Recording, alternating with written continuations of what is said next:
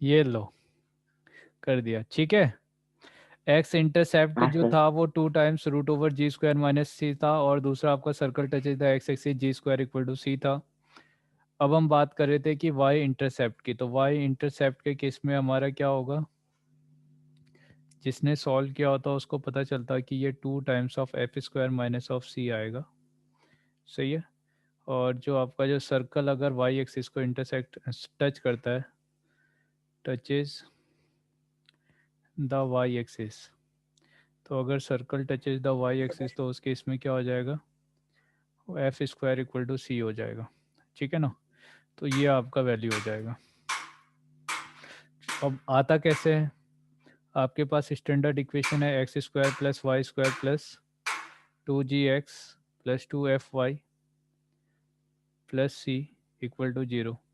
तो जब हम एक्स एक्स वाई इंटरसेप्ट की बात करेंगे तो on Y axis X coefficient क्या होगा, 0 हो जाएगा, सॉरी एक्स कोऑर्डिनेट। तो यहाँ से आपको y² + 2fy + c मिल जाएगा। तो जैसा हमने कल किया था ना, सेम वही फॉर्मूला वही सब आपको अप्लाई करना पड़ेगा, यानी कि समीशन ऑफ y1 + y2 आप कर सकते हो, तो ये -2f हो जाएगा, ठीक है। y1 y2 का प्रोडक्ट अगर आप करोगे तो वो c हो जाएगा।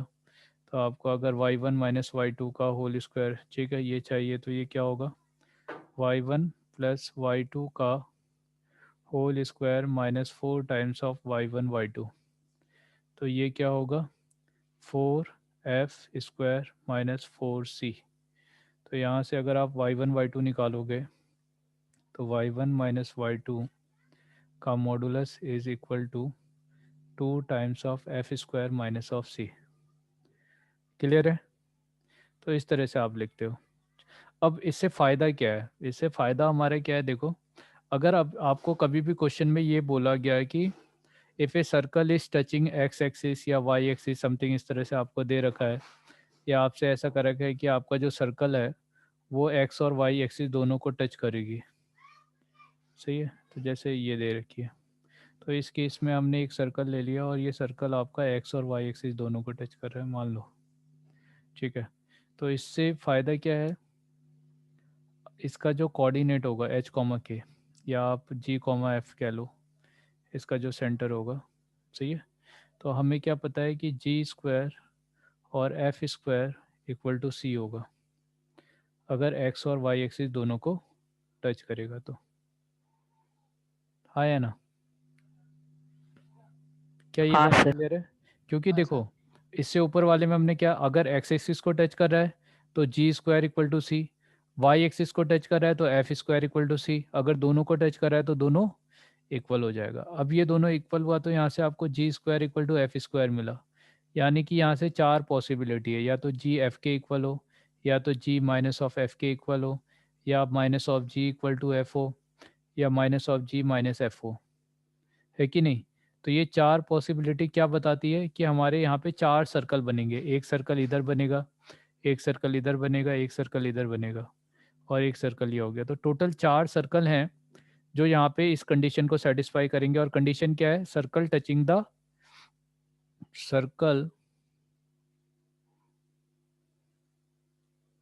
टचिंग या touches X and Y axis, touches X and Y axis, ठीक है। तो एक्स और वाई एक्सिस दोनों को टच करेगा तो आपका 4 सर्कल बनेंगे, और कंडीशन इस तरह से होगी। जब आप इक्वेशन लिखोगे तो x² y², अब देखो अगर g और f दोनों ही सेम है तो 2gx + 2gy, सॉरी 2gy, हाँ सही है, प्लस c की जगह पे क्या आ जाएगा, g² आ जाएगा, हाँ या ना। हाँ सर। तो अब बोलो कि इस पूरे इक्वेशन में एक सिंगल वेरिएबल है कि नहीं, एक ही वेरिएबल है, और वो क्या है, g।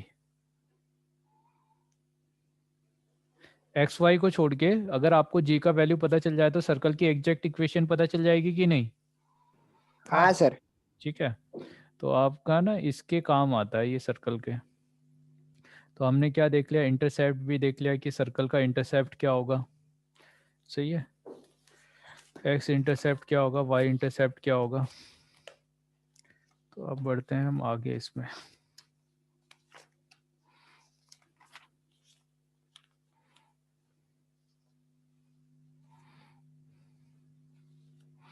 चलिए बेटा, तो अभी हम इसमें बात कर रहे हैं कि आपका जो सर्कल है, तो यहाँ पे एक रेडियस की कंडीशन हमने लिखी हुई थी कि अगर आपके पास x square plus Y square plus 2gx plus 2fy plus C equal to 0 दिया है, तो यहाँ से रेडियस आप ऐसे लिखते हो जी स्क्वायर एफ स्क्वायर माइनस सी, इस तरह से रेडियस लिखा जाता है। ठीक है, तो अब क्या है, यहाँ से रेडियस से तीन कंडीशन आती है, या तो आर ग्रेटर देन जीरो हो जाए, आर इक्वल टू जीरो हो जाए, आर लेस देन जीरो हो जाए। तो अगर आर ग्रेटर देन जीरो है, इसका मतलब यहाँ पे एक रियल सर्कल बनेगा। ठीक है, ये एक यहाँ पे सर्कल फॉर्म होगा। आर इक्वल टू जीरो है, इसका मतलब ये एक पॉइंट बनेगा। सही है, और इस केस में आपका इमेजनरी सर्कल बनेगा, क्योंकि रेडियस कभी निगेटिव नहीं हो सकता ना। ठीक है बेटा, है ना, g square plus f square minus c, ये जो वैल्यू दिया है भाई, माइनस सी दिया है, तो जाहिर सी बात है ये जी निगेटिव हो सकता है। अगर सी का वैल्यू इंक्रीज होते रहा तो ये तो जीरो भी हो सकता है, पॉसिबल है कि नहीं। ठीक है, हाँ सर। तो यहाँ से आपके पास तीन कंडीशन आएगी। तो अभी आप जितनी भी कुछ चीज़ें पढ़ रहे हो वो रियल सर्कल के बारे में पढ़ोगे, यानी कि वहाँ आर का वैल्यू ग्रेटर देन जीरो होगा। ठीक है, उसके बारे में आप चीज़ें डिस्कस करोगे। तो अब क्या है कि सर्कल की जब आप इक्वेशन देखते हो, तो सर्कल की इक्वेशन में यहाँ पे थ्री थ्री अननोन है, थ्री अननोन है आपके पास। एक है जी, एक है एफ, एक है सी, किसी जनरल सर्कल में। तो अगर किसी जनरल सर्कल में तीन अननोन है, तो इसे कैलकुलेट करने के लिए आपके पास थ्री कंडीशन होनी चाहिए। ठीक है, कितनी कंडीशन होनी चाहिए, थ्री कंडीशन होनी चाहिए। तो अगर आपके पास थ्री कंडीशन है, तो आप सर्कल की इक्वेशन निकाल सकते हो। अगर दो कंडीशन है, इसका मतलब उस दो पॉइंट से इन्फानाइट सर्कल पास होंगे। कैसे, जैसे लाइन की जब आपने इक्वेशन देखा तो y equal to m x plus c, तो किसी एक लाइन की कंडीशन को निकालने के लिए या लाइन की एग्जैक्ट इक्वेशन निकालने के लिए आपको दो कंडीशन चाहिए। क्यों, क्योंकि इसमें कितने अननोन है, दो अननोन होते हैं। कोई भी लाइन की इक्वेशन आप देखोगे ना, तो वहाँ पे X by A Y by B equal to one, तो उस सब में आपके दो अननोन होंगे, X cos of theta plus Y sine of theta equal to P, तो एक पी और एक थीटा। तो ये देखो, कोई भी सर्कल की इक्वेशन, वो स्ट्रेट लाइन की इक्वेशन दोगे तो दो अननोन है। अगर दो अननोन है और आपको एक ही पॉइंट दे रखा है, जैसे आपसे कहा कि if the line is passing through the point 1, 2 then find the equation of a line, तो ये एक सिंगल कंडीशन है। और एक सिंगल कंडीशन है, तो एक सिंगल कंडीशन से क्या आपकी इन्फानाइट लाइन पास होती है। तो जितनी कंडीशन रिक्वायर्ड है, अगर उससे कम कंडीशन आपको दे रखी है, तो आप एग्जैक्टली इक्वेशन नहीं निकाल सकते। वैसे कितने फॉर्म हो जाएंगे, इन्फानाइट फॉर्म हो जाएंगे। इसी तरह से यहाँ पे तीन वेरिएबल है जी एफ और सी, तो ये तीन वेरिएबल है, इसका मतलब यहाँ पे थ्री कंडीशंस होने चाहिए। अब कई बार क्या होता है कि जैसे मान लो आपसे ये बोल दिया कि circle which is passing through the two given point, दो पॉइंट दे रखे हैं, तो आपके दो पॉइंट से पास होने वाले सर्कल की ये पूछ दिया, नंबर ऑफ सर्कल पूछ दिया, या circles which is passing through, which is passing through through two point, two given point. तो दो अगर गिवन पॉइंट से पास होने वाले सर्कल की अगर आपको इक्वेशन निकालनी है, तो ऐसी ये पॉसिबल नहीं है, क्योंकि ऐसे इनफाइनाइट सर्कल्स होंगे। क्लियर है बेटा, सही है, नॉट पॉसिबल, आप नहीं निकाल सकते इक्वेशन। क्यों, क्योंकि आपने मान लो ये दो पॉइंट पाद ले लिया, अब ये दो पॉइंट के बीच का डिस्टेंस आप देखो, जैसे इतना हो गया। मान लो कि आपने ये सर्कल लिया, तो इस सर्कल के लिए ये डिस्टेंस यहाँ पे आ गया। आपने इससे बड़ा सर्कल ले लिया, तो ये डिस्टेंस आपका यहाँ आ जाएगा। आपने एक छोटा सा सर्कल ले लिया, तो ये डिस्टेंस यहाँ आ जाएगा। तो ये डिस्टेंस आपका फिक्स है, मगर सर्कल जो है, सर्कल आपका चेंज होते रह सकता है। आप यहाँ से पास होने वाला सर्कल ऐसे बना दो, यहाँ से पास होने वाला सर्कल और बड़ा बना दो, इससे छोटा बना दो, तो ऐसे तो बहुत सारे सर्कल हो जाएंगे। क्लियर है बेटा, हाँ हाँ सर। सर। ठीक है। तो अब क्या है कि हम अब कैलकुलेट करने जा रहे हैं equation of circle which is passing through 3 point. Equation of circle which is passing through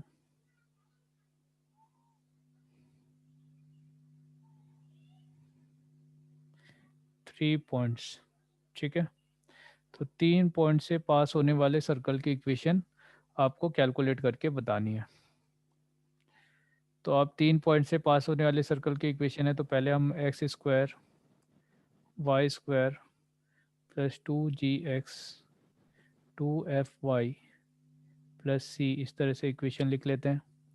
और मान लो 3 point x1 y1 x2 y2 और x3 y3 है, तो आप इस तरह से लिख लो x1 square plus y1 square plus 2gx1 plus 2fy1 plus C equal to 0. Similarly x2 square plus y2 square plus 2gx2 plus 2fy2 plus C equal to 0. तो ये दूसरी इक्वेशन हो गई. x3 square y3 square plus 2gx3 plus 2fy3 plus C equal to 0. 3 equations बन गई है ना. कि अगर आपके पास 3 डिफरेंट पॉइंट दे रखे हैं, जैसे x1 y1 पॉइंट गिवन है, x2 y2 पॉइंट गिवन है और x3 y3 पॉइंट गिवन है. ठीक है, तो 3 पॉइंट गिवन है, तो इन 3 पॉइंट से पास होने वाले सर्कल की इक्वेशन निकालनी है आपको. तो आपने एक जनरल सर्कल की इक्वेशन ले ली और ये तीनों पॉइंट से पास हो रहा है, तो उसको सेटिस्फाई करा दिया. अब जैसे ये दोनों x1 y1 ये तो एक नंबर होगा, तो जब आप इन दोनों को सब्सट्रैक्ट करोगे तो यहाँ से c हट जाएगा. सिमिलरली इसको और इसको सब्सट्रैक्ट करोगे c हट जाएगा. तो फिर आपके पास दो ही अननोन बचेंगे g और f. दो अननोन दो इक्वेशन सॉल्व हो जाएगा. हाँ या ना. हाँ हाँ सर। सर। ठीक है, तो हम एक क्वेश्चन के थ्रू इसको समझते हैं कि किस तरह से हम वैल्यू कैलकुलेट करेंगे. यहाँ से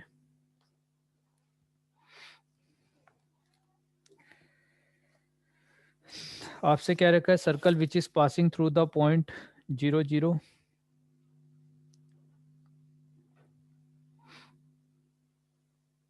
circle which is passing through 0 0 a comma 0 and 0 comma P. ये 3 पॉइंट से आपका जो सर्कल की इक्वेशन पास हो रही है. तो आपने एक इक्वेशन ले लिया X square Y square 2gx 2fy plus C equal to 0. तो जब आप 0 0 सेटिस्फाई करोगे तो यहाँ पे ये 0 हो जाएगा. तो X square Y square 2gx plus 2fy equal to 0 ये हो जाएगा. तो आप a कॉमा 0 पॉइंट सेटिस्फाई करा दोगे, तो ये a स्क्वायर होगा, y का वैल्यू 0, तो 2ga इक्वल टू 0 ऐसा हो जाएगा, है ना पहली चीज़. और दूसरा, ठीक है, एक ही होगा, तो यहाँ से आपका और दूसरा ये पॉइंट सेटिस्फाई कराना है. तो दूसरा पॉइंट यहाँ पे सेटिस्फाई कराएंगे तो आपका x का वैल्यू 0 होगा, तो y p square plus 2g sorry ये वैल्यू भी 0 हो जाएगा. और आपको यहाँ से एक और वैल्यू मिलेगा, ये मिला x की जगह 0 y की जगह पुट किया, ये 0 हो गया और 2f और b इक्वल टू 0.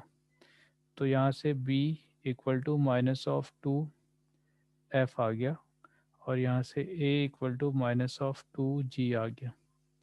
ठीक है, एक ये वैल्यू आ गया, दूसरा ये वैल्यू आ गया, दो वैल्यू आ गए. अब क्या है कि ये दोनों वैल्यू आप यहाँ इक्वेशन में पुट कर दो. ठीक है, तो X square plus Y square और g की जगह पे क्या आएगा, 2g की जगह पे माइनस ऑफ ए एक्स आ जाएगा और यहाँ पे माइनस ऑफ बी वाई आ जाएगा इक्वल टू 0. तो अब क्योंकि a और b क्वेश्चन में गिवन है, तो ये जो इक्वेशन हो गई ये गिवन इक्वेशन हो गई सर्कल की. क्या कहते हो, क्लियर है. हाँ सर। चलिए नेक्स्ट क्वेश्चन. क्वेश्चन है आपका, find the equation of the circle which is passes through the point. 2 point दे रखी हैं और एंड वो centre is lie on the line. आपसे कह रखा है कि एक सर्कल की इक्वेशन निकालो विच is passing through two point, और 2 पॉइंट है ये 1 कॉमा माइनस ऑफ 2, एक इस पॉइंट से पास हो रही है, दूसरा आपका 4 कॉमा माइनस ऑफ 3 से पास हो रही है। और इसके साथ एक और चीज़ का कह रखा है कि आपका जो सर्कल का जो सेंटर है वो सेंटर लाई करता है आपका 3x plus 4y equal to 7 पे। ठीक है, क्वेश्चन समझ में आया? 3 कंडीशन चाहिए बस हमें। 3 कंडीशन कुछ भी हो सकती है, ऐसा नहीं कि हमेशा ऐसे ही बोले कि जो circle is always passing through 3 point, ऐसा नहीं है। बस 3 कंडीशन अगर आपके पास दे रखी है तो 3 कंडीशन से आप सर्कल की इक्वेशन निकाल सकते हो। तो 2 कंडीशन तो ये दे रखी है, सही है। और तीसरी कंडीशन ये दे रखी है कि उसका सेंटर जो है वो 3x plus 4y equal to 7 वाली लाइन पे लाई कर रहा है। क्लियर है बेटा? सही है ना? तो अब आप ये हाँ देखो कि जो आपका 3x plus 4y equal to, मान लो कि आपका जो इक्वेशन है x square plus Y square plus centre जो है मान लो कि वो g कॉमा, अगर आप 2gx लेते हो, 2gx प्लस 2fy लोगे और प्लस सी इक्वल टू 0, जैसे आपने ये इक्वेशन ले लिया तो आपका जो सर्कल का सेंटर हो जाएगा वो माइनस जी माइनस एफ हो जाएगा। ठीक है, ऐसा हो जाएगा, माइनस जी माइनस एफ हो जाएगा। तो आप ये 1 कॉमा माइनस 2 वाला जो पॉइंट है वो पुट कर दोगे, तो ये पॉइंट आप पुट कर दो, यहाँ पुट कर दोगे तो ये 1 हो जाएगा और प्लस 4 होगा प्लस 2g होगा और माइनस ऑफ 4f होगा। ठीक है, तो माइनस 4f होगा और प्लस c होगा इक्वल टू 0 होगा, ये हो जाएगा। दूसरा 4 कॉमा ये वाला पॉइंट, तो ये कितना है आपका 5 plus 2g minus 4f plus C equal to 0। तो एक ये इक्वेशन हो गई। दूसरा आप 4 कॉमा माइनस 3 पुट करोगे तो ये कितना होगा 16 प्लस 9 और प्लस 8g और यहाँ पे 6f plus C equal to 0। 2 equation हो गई, इन दोनों इक्वेशन को सब्सट्रैक्ट कर दो, है ना। तो इसमें से आप 2 में से इक्वेशन 1 सब्सट्रैक्ट करो तो ये कितना है 25 में से 5 सब्सट्रैक्ट हो गया आपका 20 बचा। ठीक है, 8g में से 2g चले गया 6g बचा और माइनस 6f में से ये कैंसिल आउट हो जाएगा तो 2f बचेगा। c में से c कैंसिल आउट हो गया तो ये 0 हो गया। तो 10 plus 3g minus F equal to 0। ठीक है, एक इक्वेशन ये आ गई। दूसरा क्या है, माइनस जी माइनस एफ इस लाइन के ऊपर लाई कर रहा है तो इस लाइन की इक्वेशन को सेटिस्फाई करेगा। तो minus of 3g minus 4f equal to 7। यार मेरे वहाँ की लाइट बड़ी गड़बड़ हो रही है,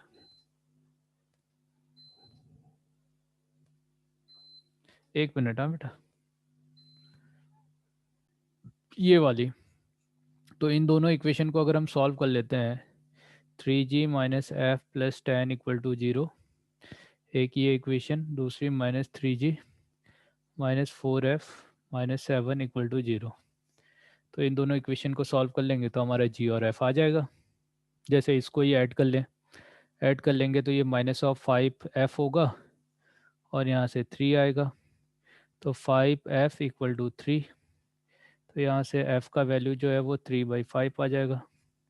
ठीक है, और क्या है कि दूसरा g निकालने के लिए 3g माइनस 4 इंटू 3/5 इतना इक्वल टू 7।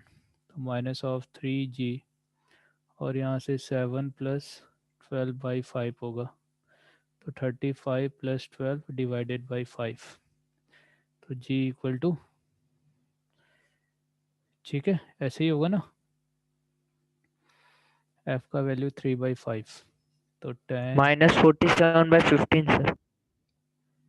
माइनस 47/15।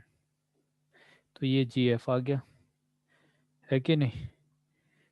हाँ ठीक है, बिल्कुल सही है अपना। तो ये हो जाएगा, तो 3/5 हो गया, 47 हो गया, और ये दोनों वैल्यू इस इक्वेशन में जहाँ पे C आ रहा है उसमें पुट कर देंगे तो यहाँ से C आ जाएगा। जैसे यही इक्वेशन है, इस इक्वेशन में हम पुट कर देते हैं 5 + 2 टाइम्स ऑफ जी, और जी की जगह पे हमने -47/15 पुट किया है, और एफ़ की जगह पे आपने पुट किया है 3/5। तो यहाँ से आपका सी का वैल्यू आ जाएगा। तो ये हो गया 5 और माइनस ऑफ 4, ये 94 divided by 15 minus 12/5 plus C equal to 0। तो अगर आप 15 से मल्टीप्लाई कर दोगे, ये 75 हो जाएगा, ये 94 होगा, अब यहाँ 36 होगा, है ना। इतना बाई 15 हो जाएगा प्लस सी इक्वल टू 0। तो इतना आप देखो, 94 प्लस ये ऐड कर दोगे तो 130 हो जाएगा। 130 में से 75 हटा दो तो 25 और 30, 55, 55 -55/15, है ना। कैंसिल आउट हो जाएगा ये, 5 3 जा 15, तो सी का वैल्यू आ गया -11/3। अब तीनों जो वैल्यू आ गई वो वैल्यू को आप इस इक्वेशन में जी, एफ और सी की जगह पे पुट कर दो तो आपकी स्टैंडर्ड इक्वेशन आ जाएगी। क्लियर है। तो ये है आपका, जब भी आपसे सर्कल की इक्वेशन पूछा जाता है, यानी ये लेंदी मेथड है, इसका मतलब ऐसा कोई शॉर्टकट नहीं है कि आप शॉर्टकट से इसको अच्छा आसानी से निकाल लो। जब भी आपसे इक्वेशन ऑफ सर्कल पूछा गया है और 3 कंडीशन दे रखी है, तो आपको इसी तरह से प्रोसीड करना पड़ेगा जिसमें जी, एफ और सी को कैलकुलेट करना पड़ेगा। ठीक है बेटा। हाँ sir.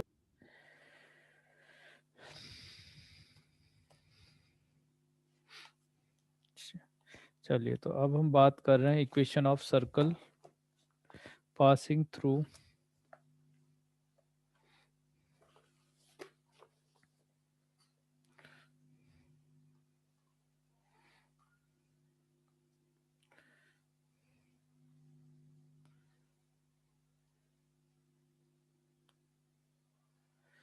equation of circle whose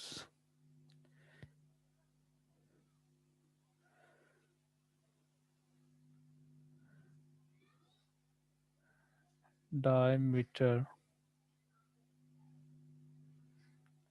extremities are given। मान लो आपको एक सर्कल दिया और इस सर्कल का डायमीटर के एंड्स कोऑर्डिनेट दे दिए। जैसे एक ये पॉइंट ले लेते हैं, एक ये ले लेते हैं, इसको हमने x2 y2 लिया और इसको हमने x1 y1 लिया।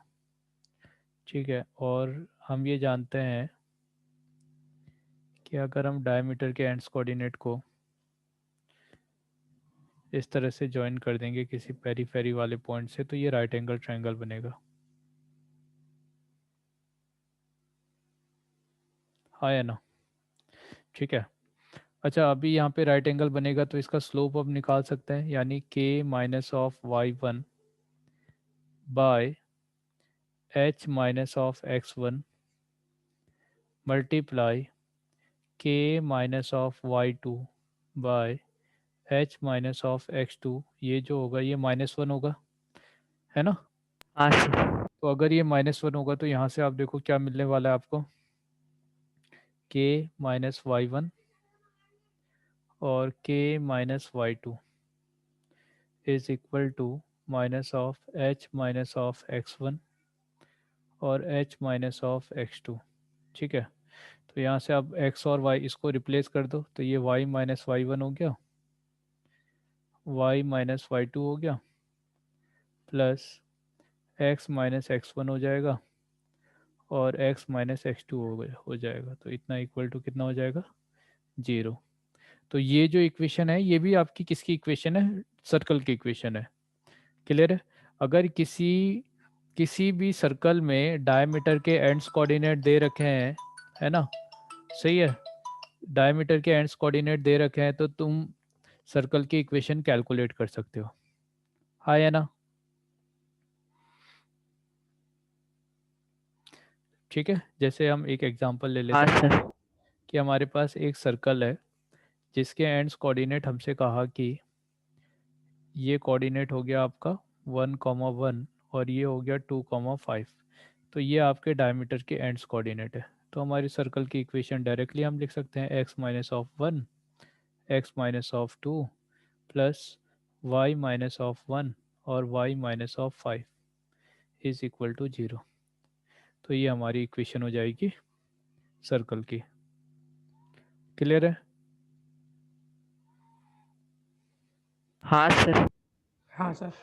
ठीक है बेटा। अब इसको अगर सिंप्लीफाई करना चाहो तो X square minus of 3x plus 2 Y square minus of 6y plus 5 equal to 0। मतलब X square Y square minus of 3x minus 6y plus 7 is equal to 0। तो ऐसा हो जाएगा। ठीक है। तो अभी आप इस तरह से इक्वेशन निकाल सकते हो किसी भी सर्कल का। Yes sir. चलिए, तो नेक्स्ट हम बात कर रहे हैं पैरामेट्रिक इक्वेशन। पैरामेट्रिक आप पॉइंट कह सकते हो या इक्वेशन कह सकते हो। Point on circle.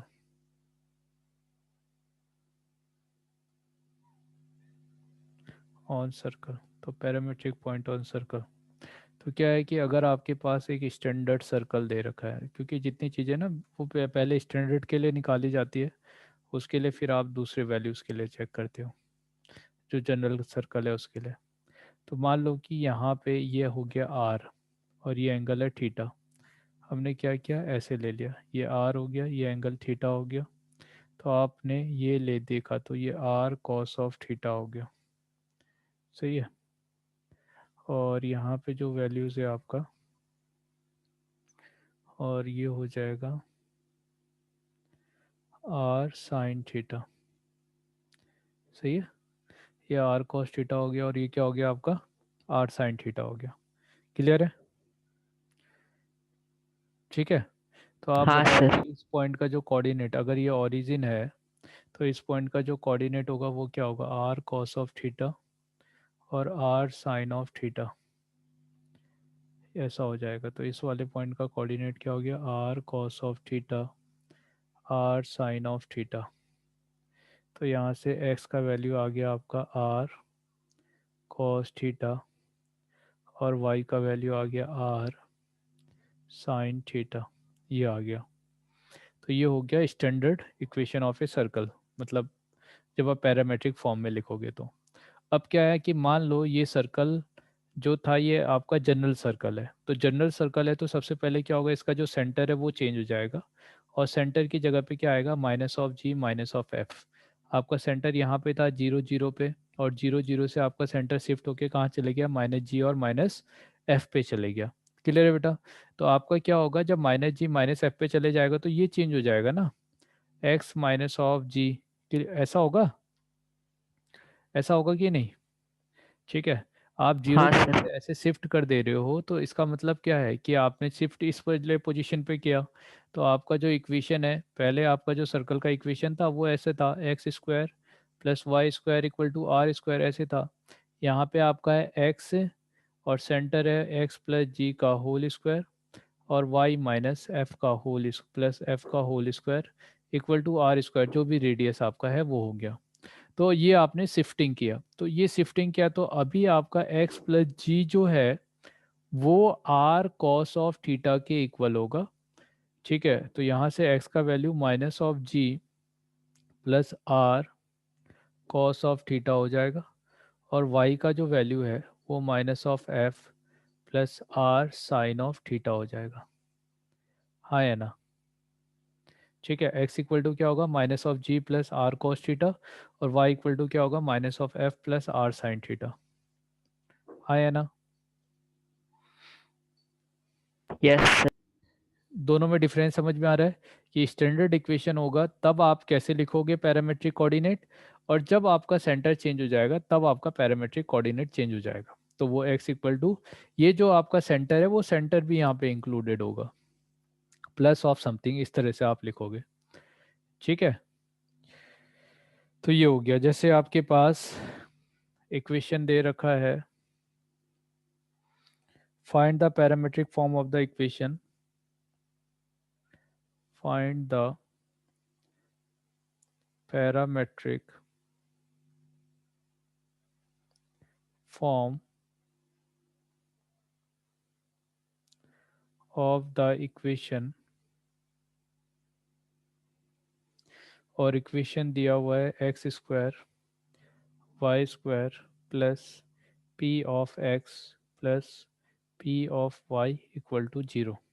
ठीक है, तो सबसे पहले आप इसको स्टैंडर्ड फॉर्म में लिख लो। तो ये एक्स स्क्वायर है वाई स्क्वायर है प्लस हम 2 times P by two X ले लेते हैं, 2 times P by two Y ले लेते हैं, है ना। तो ये ले लिया हमने, तो इसमें आपका ये हो गया। और इसमें हम क्या है कि पी स्क्वायर बाई फोर इसके लिए भी चाहिए होगा, पी स्क्वायर बाई फोर इधर भी चाहिए होगा, तो आपने पी स्क्वायर बाई टू दोनों तरफ ऐड कर दिया। तो यहाँ से X square two P by two X और ये वाला जो वैल्यू है ये, इस वाले तीनों वैल्यू को लेके आपने X plus P by two का होल स्क्वायर बना दिया। दूसरा आपने Y plus P by two का होल स्क्वायर करके बना दिया, और ये किसके इक्वल है, पी स्क्वायर बाई टू के इक्वल है। क्लियर है, तो ये हो गया। अब पैरामेट्रिक फॉर्म के लिए आपने क्या किया, एक सर्कल लिया और उस सर्कल का जो सेंटर है वो सेंटर कितना हो गया, है कि नहीं। सेंटर देखो, इसका जो सेंटर है वो minus P by to -p/2। और माइनस पी बाई टू हो गया। अब इस वाले पॉइंट से आपने क्या किया, यहाँ पे ये जो डिस्टेंस है वो डिस्टेंस आपका इसके इक्वल है। अब ये इसके इक्वल है का मतलब कितना हो गया, आपका जो रेडियस होगा वो पी बाई रूट टू होगा, तो पी हाँ बाई सर। का होल स्क्वायर। तो ये जो है, मान लो कि ये पॉइंट आपको दे रखा है minus of P by to minus P by to. अब आपको इससे ऊपर, यहाँ से ऊपर डिस्टेंस से दे रखा है कि ये पी बाई रूट टू है, और ये एंगल जो भी हो थीटा हो। तो आप इसके आगे जब आप बढ़ोगे तो आप यहाँ पे माइनस पी बाई टू जो डिस्टेंस है उसमें ऐड कर दोगे ये वाला value P by root two और कॉस ऑफ थीटा। ठीक है, तो ये आपको एक्स कोऑर्डिनेट देगा, वाई कोऑर्डिनेट में minus of P by two plus P by root two sine theta. अच्छा, अभी मैं ऐड क्यों कर रहा हूँ ये वाला वैल्यू, ये समझ में आ रहा है आप लोगों को। हाँ सर। ठीक है, अब देखो मैं समझाने का एक दूसरा तरीका बताता हूँ इसमें, कि क्योंकि यहाँ पे मेरा ओरिजिन है, अब ओरिजिन से पहले मेरा ट्रायंगल यहाँ से बन रहा था, अब मान लो कि मैं शिफ्ट हो गया इस वाले पॉइंट पे, इस पॉइंट पे शिफ्ट हो गया, तो ये डिस्टेंस मेरा माइनस पी बाई टू है, और यहाँ से एक्स का डिस्टेंस भी पी बाई टू है। अब मैं यहाँ से कहीं दूर चले गया, यहाँ पे आ गया, यहाँ से सर्कल बनाना शुरू कर रहा हूँ। तो अगर यहाँ थीटा होगा तो या अगर ये आर है तो ये इसके बाद ये डिस्टेंस आर कॉस थीटा है, और ये आर साइन थीटा है। तो ये पॉइंट मेरा सर्कल के ऊपर में लाई कर रहा है। तो आप बताओ कि मुझे तो वैसे ओरिजिन के रिस्पेक्ट में देखना पड़ेगा ना पॉइंट तो हमेशा। तो यहाँ से यहाँ तक का डिस्टेंस पी बाई टू था, और ये आर कॉस थीटा है। तो इसका जो एक्स कोऑर्डिनेट होगा उसमें आर कॉस थीटा आएगा plus minus P by to आएगा, और वाई कोऑर्डिनेट में क्या आएगा, ये देखो ये वाला जो वैल्यू है ये आपका माइनस पी बाई टू के इक्वल है, और इसमें आपने आर साइन थीटा का वैल्यू ऐड कर दिया। तो ये आपका दोनों वैल्यू इसमें भी ऐड हो जाएगा और इसमें भी ऐड हो जाएगा, हाँ या ना। हाँ सर। ठीक है, तो इस वजह से जब आप पैरामेट्रिक पॉइंट देखते हो तो उसमें आपका अगर सेंटर जीरो जीरो दिया है तब तो डायरेक्टली आ जाएगा R cos theta R sine theta. अगर सेंटर डायरेक्टली नहीं दिया है तो उस केस में आपको ऐसे लिखना पड़ेगा, यानी सेंटर के जो भी कोऑर्डिनेट आ रहे होंगे उसको पी कोस थीटा और पी साइन थीटा वाला जो वैल्यू है उसके साथ ऐड करना पड़ेगा। ठीक है, हाँ हाँ सर। सर। चलिए। तो अभी आपसे इनडायरेक्टली क्वेश्चन चेंज करके पूछ दिया। क्वेश्चन है find the centre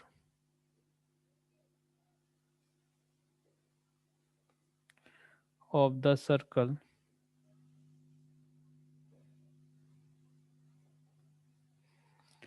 x equal to minus of 1 plus 2 cos theta और y equal to 3 plus 2 sine theta. ठीक है, ये दिया है। अच्छा, तो इसको देख के डायरेक्टली आप सेंटर बता सकते हो कि नहीं? हाँ सर। क्या होगा? 1, -3 सर। ये जो भी वैल्यू वही सेंटर है ना। हाँ, -1, -3। -1, ये सेंटर हो जाएगा। अगर आप ऐसे नहीं बताना चाहते तो आप यहाँ से क्या करोगे, x+1 करोगे, इतना = 2 cos ऑफ थीटा होगा। यहाँ से y-3 करोगे, इतना =2 साइन ऑफ थीटा होगा। और आप इन दोनों का होल स्क्वायर करके ऐड कर दोगे। तो अगर आप स्क्वायरिंग और एडिंग करोगे तो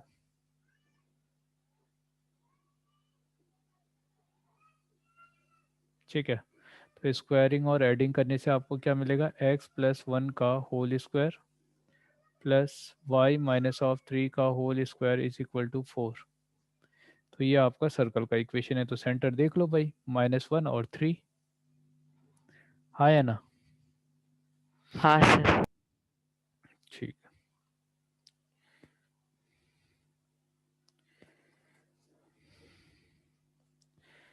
तो अब हम निकाल रहे हैं इसमें,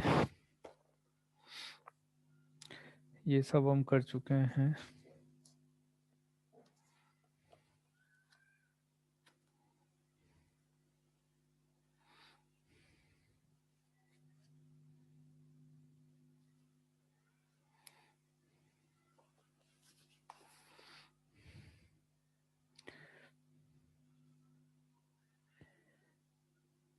equation of circle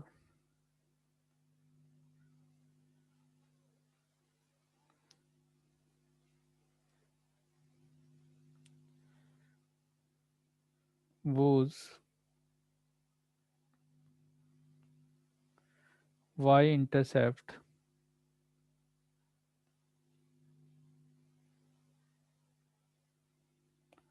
is 2l and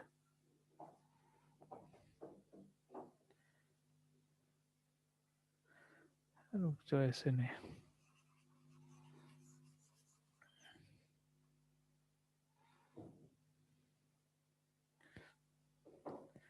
find the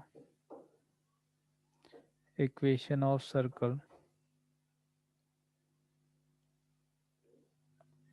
when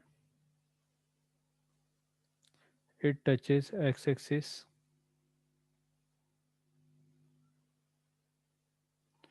and its y-intercept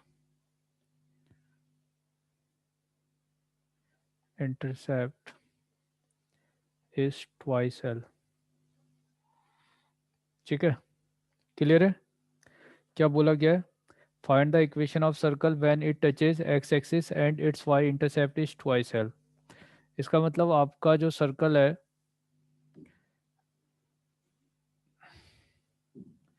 जैसे ये है, तो यहाँ पे आपका जो सर्कल होगा वो क्या होगा, एक्स एक्सिस को टच कर रही है और ऐसे जा रही है। सही है, इस तरह का आपका सर्कल है। तो एक्स एक्सिस को टच कर रहा है, एक्स एक्सिस को टच करेगा तो g² = c होगा। ठीक है, और इसका वैल्यू आपका ट्वाइस एल है। तो यहाँ से आपका 2√f² - (c) = 2l आया। तो यहाँ से f² - (c) = l² है। हाँ या ना? हाँ सर। तो आप ये देखो, c की जगह पे आप अगर रखना चाहो तो g² भी लिख सकते हो, ऐसा हो जाएगा। तो इक्वेशन ऑफ सर्कल आपकी क्या होती है, वो x² + y² + 2gx + 2fy + c = 0। तो चलो, c की जगह तो आपने क्या किया,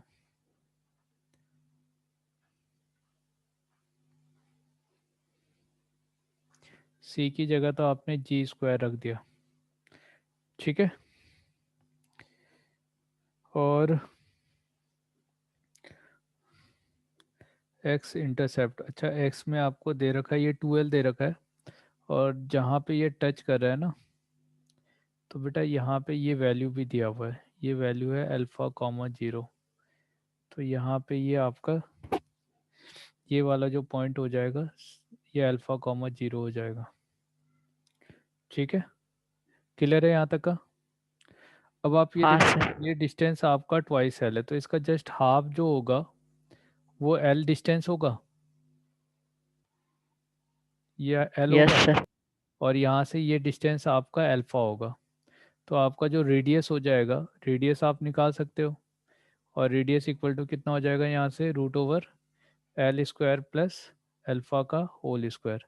सेंटर आपको यहाँ से पता चल गया, तो एक्स माइनस अल्फा का whole square plus Y minus 0 का whole square equal to R square. तो ये L square plus alpha square हो जाएगा।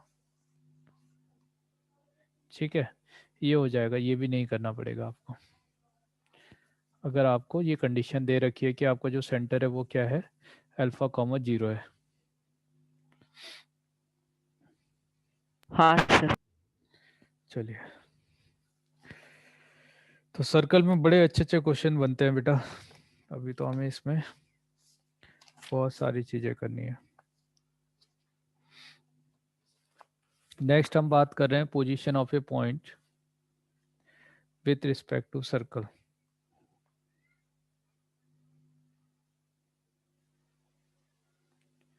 Position of a point with respect to circle. ठीक है, तो ये है। तो आपने क्या किया, आप एक सर्कल की इक्वेशन है आपके पास। तो जनरली क्या होता है, इस सर्कल की इक्वेशन को हम एस से लिखते हैं। जैसे मान लो एस ये सिंबल है जिससे हम इसको रिप्रेजेंट करें। इक्वेशन कुछ भी हो सकती है, x square plus Y square plus 2gx plus 2fy plus c, ये आपने लिया। अब आपने एक पर्टिकुलर पॉइंट ले लिया, मान लो आपने एक पॉइंट लिया, ये आपने x1 y1 पॉइंट ले लिया। ये हो सकता था यहाँ पे पॉइंट आए, हो सकता था यहाँ पॉइंट आए, है ना? क्लियर है बेटा? पॉइंट यहाँ पे हो सकता है, इसके अंदर हो हाँ सकता सर। है। सही है ना? तो क्या डिफरेंस है इन तीनों पॉइंट के बारे में? तो इस पॉइंट के डिफरेंस के लिए हम क्या करते हैं, एक ऐसा सर्कल ले लेते हैं जो आपका स्टैंडर्ड हो। तो स्टैंडर्ड सर्कल के केस में हम जैसे अगर बात करें, तो यहाँ पे हमने 3 पॉइंट ले लिए। एक पॉइंट ये ले लेते हैं, एक पॉइंट ये ले लेते हैं, एक पॉइंट इसके अंदर ले लेते हैं। तो ये हमने x1 y1 लिया, या आपने x2 y2 लिया, और जस्ट इसके नीचे वाला पॉइंट x3 y3 ले लिया। तो क्योंकि आपका तीनों पॉइंट x1 x2 x3 ये एक ही लाइन में है, तो ये तीनों का वैल्यू क्या होगा, इक्वल हो जाएगा। मगर y2 का वैल्यू y1 से ग्रेटर होगा और y3 से ग्रेटर होगा, हाँ या ना? ठीक है, तो अगर आप x1 का स्क्वायर करो, x2 का स्क्वायर करो और x3 का स्क्वायर करो, तो ये तीनों वैल्यू इक्वल हैं। मगर जैसे ही आप इसमें y2 का स्क्वायर ऐड कर दोगे, तो ये वैल्यू y1 के स्क्वायर से बड़ा हो जाएगा, और ये y3 के स्क्वायर से, हाँ या ना? Yes sir. क्योंकि x1 y1 वाला पॉइंट सर्कल के ऊपर लाई कर रहा है, तो ये तो सेटिस्फाई करेगा, तो इक्वल टू 0 हो जाएगा, है ना? इसमें माइनस आर स्क्वायर भी करना पड़ेगा, minus R square minus R square minus R square. तो यहाँ पे ये जो वैल्यू है देखो, क्योंकि x2 y2 वाला पॉइंट आउटसाइड द सर्कल लाई कर रहा था, तो इस पॉइंट को ये जब आपने पॉइंट पुट किया, तो इसके लिए मेरा जो इक्वेशन है, इक्वेशन ऑफ सर्कल, वो क्या दे रहा है, पॉजिटिव दे रहा है। x2 square y2 square minus of r2 square, ये जो है ये पॉजिटिव आ रहा है। और यहाँ पे आपका जो है value x3 square y3 square और माइनस r स्क्वायर, ये हो गया। तो ये आपका निगेटिव है ना? ये पॉजिटिव है और ये आपका निगेटिव है। क्लियर है? तो x3 y3 वाला जो पॉइंट है, वो पॉइंट कहाँ लाई कर रहा है, इनसाइड द सर्कल लाई कर रहा है कि नहीं, है ना? Point is lie inside the circle. और यहाँ पे x2 y2 वाला जो पॉइंट है वो कहाँ लाई कर रहा है, आउटसाइड द सर्कल। तो यहाँ से हम क्या देखते हैं कि एक हम क्वांटिटी डिफाइन करते हैं जिसको बोलते हैं S11। S11 का मतलब है कि आप जो पॉइंट है वो पॉइंट इस सर्कल की इक्वेशन में पुट कर दे रहे हो। जैसे आपने ये पॉइंट यहाँ पे पुट कर दिया।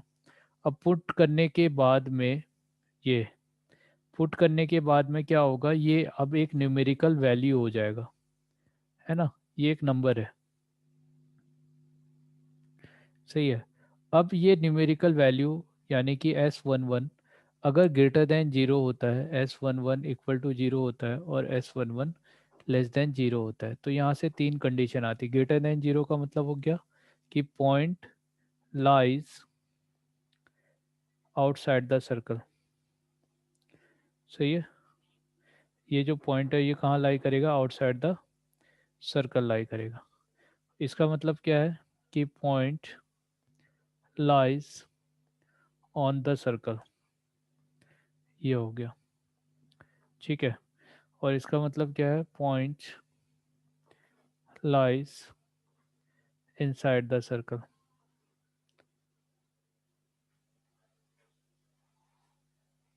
ठीक है। तो तीन कंडीशन है, S11 मतलब ग्रेटर देन जीरो मतलब point lie outside the circle, S11 equal to zero point lie on the circle, और S11 लेस देन जीरो का मतलब point lie inside the circle. Clear है, ठीक है। हाँ सर। तो इससे इससे क्या है कि हमें ये पता चल जाएगा कि कौन से पॉइंट ऐसे हैं जो हमारे सर्कल के अंदर लाई करते हैं और कौन से पॉइंट ऐसे हैं जो सर्कल के बाहर लाई करेंगे। तो उसके लिए आपको क्या करना है, जो भी पॉइंट दिया है वो सर्कल के इक्वेशन में पुट कर दो।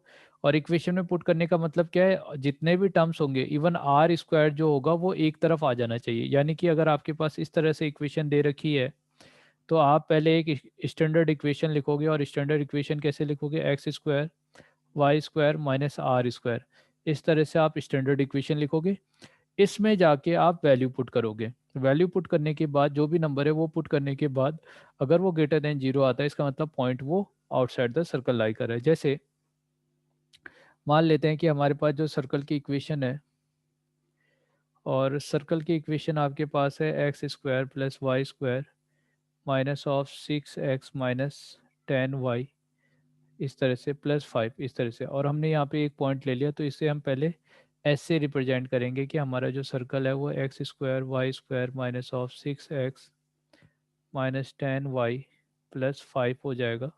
और इसमें आप क्या करोगे, 1,2 पुट कर दोगे। तो 1,2 हम पुट कर देते हैं, 1 प्लस 4 माइनस 6 माइनस 20 प्लस 5, तो ये हो जाएगा। तो ये कितना हो गया, 5 प्लस 5 10 माइनस 26, तो ये लेस देन जीरो हो गया। तो S11 लेस देन जीरो, इसका मतलब क्या है कि आपका जो पॉइंट है, point 1,2 is lie inside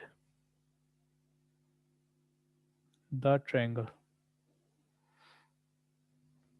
sorry inside the circle. Clear है। तो आपका जो पॉइंट है वो कहाँ लाई कर रहा है, सर्कल के अंदर लाई कर रहा है ना। हाँ सर। हाँ सर। ठीक है। तो अभी आपको देखो क्या क्या बता दिया मैंने, फिर से एक बार देखते हैं। एक्स इंटरसेप्ट ऑलरेडी हमने देख रखा है, वाई इंटरसेप्ट हम देख रहे हैं root over f square minus c. अगर एक्स आपका सर्कल टचेस वाई एक्सिस तो ये f square equal to c हो जाएगा, ठीक है, ये हो गया। उसके बाद सर्कल अगर एक्स और वाई एक्सिस दोनों को टच करेगा तो आपका जी स्क्वायर एफ स्क्वायर दोनों इक्वल होंगे और ये सी के इक्वल होगा। यहाँ से चार तरह के सर्कल बनेंगे, एक फर्स्ट क्वाड्रेंट, एक सेकेंड, एक थर्ड, एक फोर्थ क्वाड्रेंट में, ठीक है। और अगर आपके पास कोई सर्कल की इक्वेशन दे रखी है तो उसमें तीन अननोन होते हैं, जी एफ और सी। तीन अननोन को कैलकुलेट करने के लिए तीन कंडीशन होनी चाहिए आपकी। जब आप रेडियस की बात करते हो तो रेडियस को जी स्क्वायर एफ स्क्वायर माइनस सी से रिप्रेजेंट किया जाता है। आर का वैल्यू अगर ग्रेटर देन जीरो है तो रियल सर्कल होगा, आर का वैल्यू इक्वल टू जीरो है तो पॉइंट सर्कल होगा, आर लेस देन जीरो है तो इमेजनरी सर्कल होगा, ठीक है। अगर आपके पास दो पॉइंट दे रखे हैं तो दो पॉइंट से पास होने वाले नंबर ऑफ सर्कल्स कितने हो जाएंगे, इन्फानाइट हो जाएंगे। अगर तीन पॉइंट दे रखा है तो तीन पॉइंट को आप एक एक करके इसमें सेटिस्फाई करोगे। इन दोनों इक्वेशन को सॉल्व करोगे तो यहाँ से जी एफ में इक्वेशन आएगी, इन दोनों को सब्सट्रैक्ट करोगे तो यहाँ पे जी एफ में इक्वेशन आएगी। दो इक्वेशन को सॉल्व करोगे तो आपकी सर्कल की इक्वेशन आ जाएगी। सिमिलरली जैसे हमने यहाँ पे किया, जीरो जीरो और ए जीरो और जीरो बी करके तीन कंडीशन ले ली। इसी के बाद हमने दूसरी हमने कहा था कि तीन कंडीशन का मतलब ये नहीं है कि तीन पॉइंट ही होनी चाहिए। अगर कोई एक अलग से कंडीशन दे दी, जैसे यहाँ पे बोला कि circle centre of a circle is lie on A line of 3x + 4y = 7। तो पहले हमने इन दोनों कंडीशन का यूज़ करके एक सर्कल की इक्वेशन निकाली, फिर इसमें -g -f सेटिस्फाई करा दिया, तो दो इक्वेशन आ गई, दोनों को सॉल्व कर लिया, तो आपका GF आ गया, वो वैल्यू को ऊपर वाली कंडीशन में पुट कर दिया तो C आ गया था।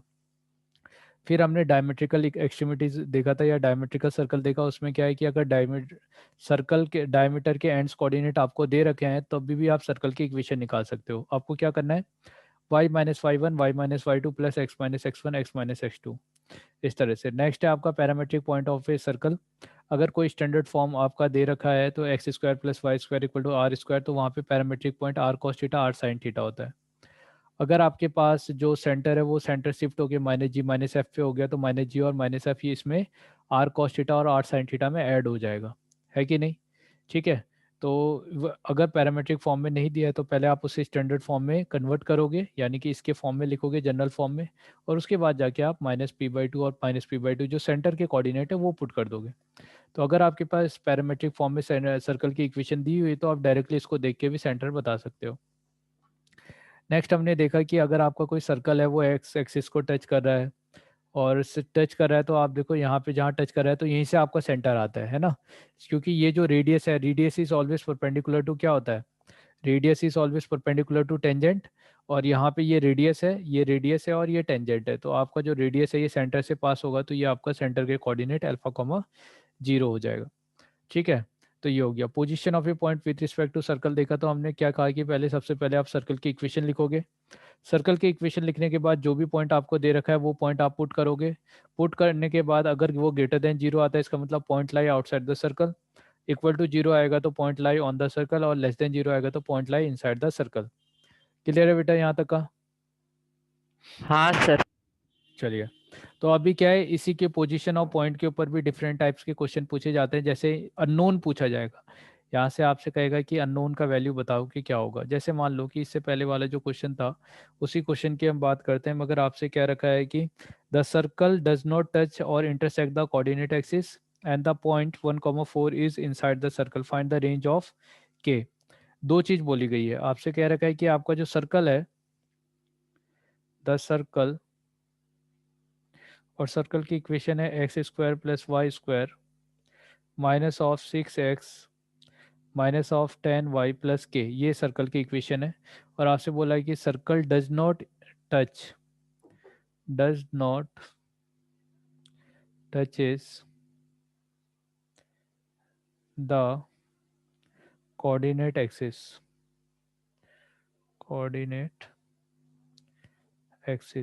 ठीक है, circle does not touches the coordinate axis and the point 1,4 is inside the circle, is inside the circle। ठीक है, ये पॉइंट सर्कल के अंदर लाई कर रहा है, तो आपको बताना है फाइंड द रेंज ऑफ के, रेंज ऑफ के। ठीक है, ये हो जाएगा, के का वैल्यू बताना है। तो आपको क्या करना है, एक तो पहले 1,4 ये से एस मान लो, तो एस इक्वल टू कितना हो गया, x² + y² -6x -10y sir plus, इसको <0 करते। है ना, ये जो है अब इसमें 1,4 पुट कर देंगे, 1,4 तो 1 + 16 -6 -40 + k इज लेस देन 0, है ना, ऐसा हो जाएगा, पॉइंट इनसाइड लाई कर रहा है तो ऐसा होगा। तो 16 - 6 करोगे तो ये कितना होगा, 10 + 1, ये 1 + 10 -40 + k इज लेस देन 0, तो इन दोनों को सब्सट्रैक्ट करोगे -30, और ये आपका -29 + k इज लेस देन 0, तो k इज लेस देन 29 हो जाएगा, ऐसा हो जाएगा। दूसरा आपसे कह रखा है कि आपका जो सर्कल है वो इन दोनों एक्सिस को टच नहीं करते, क्योंकि आपका पहली बात तो जो सेंटर है वो देखो 3,5 है, 3,5 फर्स्ट क्वाड्रेंट में आता है, हाँ या ना? ठीक है, तो आपका जो सर्कल है वो इसको टच नहीं करेगा, है ना, टच नहीं करेगा, इसका मतलब क्या है, g² is not equal to, है ना, इक्वल टू भी नहीं होगा, और इंटरसेक्ट करता है तो क्या होता है, ग्रेटर देन होता है। G square greater than equal to अगर सी होता है, इसका मतलब या तो सर्कल टच करेगा या इंटरसेक्ट करेगा। तो अगर ऐसा नहीं है, इसका मतलब क्या है, c is greater than g square, और वाई एक्सिस को भी टच नहीं कर रहा है, तो c is greater than f square. क्या ये दोनों कंडीशन आपको समझ में आ रही है? आपको याद होगा कि आपने 2 times of g square minus of c देखा था, 2 times f square minus of c है। अब मैं चाहता हूँ कि मेरा सर्कल टच ना करे। अगर सर्कल टच नहीं करेगा तो इसके अंदर का वैल्यू निगेटिव होना चाहिए। निगेटिव कब होगा, जब सी का वैल्यू जी स्क्वायर से ज़्यादा हो। हाँ है ना? हाँ सर। तो आप देखो यहाँ पे सी की जगह पे क्या है, के है। तो k must be greater than 3 का होल स्क्वायर, यानी k must be greater than 9 and k must be greater than 25। इसका मतलब आप यहाँ से ले लोगे, दोनों में जो कॉमन है, तो k must be greater than 25 और k must be less than 29, है ना? क्या कहते हो? हाँ सर। ठीक है, तो दोनों में जो कॉमन वैल्यू था वो हमने ले लिया। तो इस तरह से जो जो आप पढ़ रहे हो उसका आपको इस तरह से एप्लीकेशन करना पड़ेगा। सिमिलरली एक क्वेश्चन आपसे पूछा गया है, अब इनइक्वलिटी में आ गए हम। जैसे मान लो कि आप जब सर्कल की इक्वेशन लिखते हो और आपने इस तरह से लिखा है x square plus Y square minus of, मान लो आर स्क्वायर या 25 ऐसे दिया, और आपने कहा less than zero.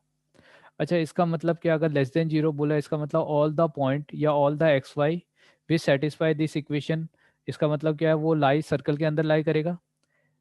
X why always lie inside the circle, हाँ या ना? हाँ सर। ठीक है, अगर जो भी एक्स वाई का वैल्यू इस कंडीशन को सेटिस्फाई कर रहा है, वो क्या होगा, सर्कल के अंदर लाई करेगा। अंदर लाई करने का मतलब क्या है कि आप अब इसका जो सॉल्यूशन आप लोगे, तो इसके सॉल्यूशन का मतलब है all the point which lie inside the circle. तो इसके अंदर जो भी पॉइंट है, वो सभी पॉइंट इस कंडीशन के, या ये जो इनइक्वलिटी है इसके सॉल्यूशन है। सही है ना? तो अगर आपके पास दो इक्वेशन दे दिया, जैसे आपसे बोला गया है क्वेश्चन में, find the area of the region, find the area of the region in which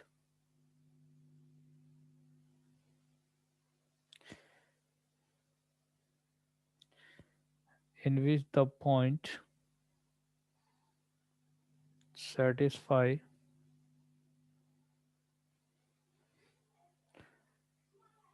the inequality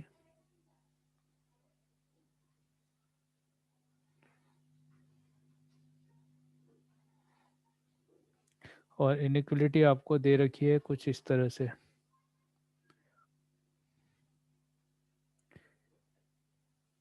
and 3x²। अच्छा छोड़ो, दूसरा छोड़ो, दूसरा भी आपके लिए नहीं है। मान लो इतना दे रखा है आपको, area of the region in which the point satisfy this equation.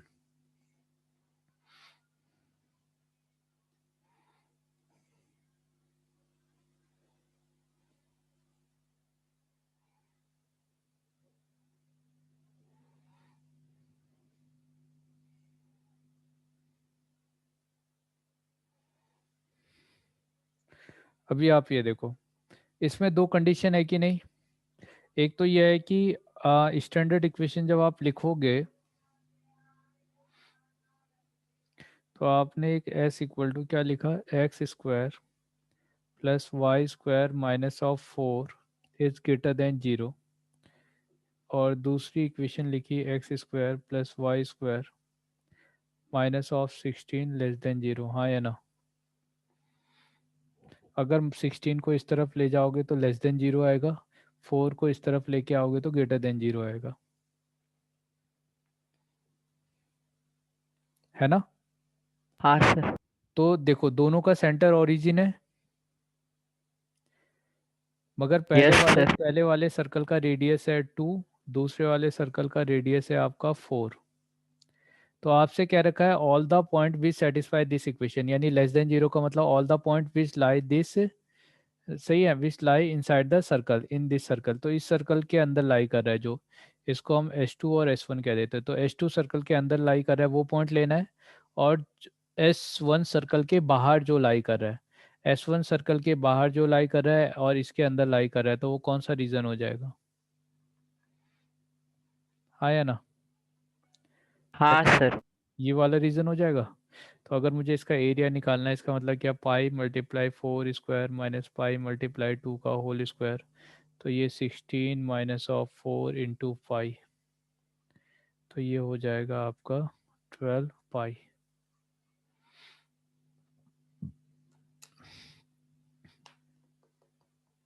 ठीक है, हाँ सर। है? चलिए, तो इतना ही करते हैं आज। आपको मैं कुछ होमवर्क दे रहा हूँ आज, वो करके लेके आना है, और करके ओके लेके, सर। ठीक है? अभी ऐसा नहीं कि रोज रोज नहीं करके लेके आओगे, जैसे क्रिश तो कर ही सर लेते। आज ही नोट्स भेज देना, इसका नोट्स भी आज ही भेज देना। ठीक है, भेज दूंगा। कल के नोट्स कल भेज रोज रोज दिए मैंने। लिखेंगे। हाँ वो लिख भी हाँ लिए। हाँ। चलो बढ़िया। तो आज आपको क्वेश्चन 1 2 3 4 5 6 7 8 9 10, 1 से 10 तक का क्वेश्चन करके आना है, एक्सरसाइज 1। एक्सरसाइज 1। ओके हाँ सर। ठीक है, ओके सर। हाँ सर। 10 क्वेश्चन कर लेना, अभी मैं जस्ट भेज दे रहा हूँ। सही है, PDF इसका। हाँ सर। हाँ सर। ठीक है बेटा, बाय बाय। Bye sir.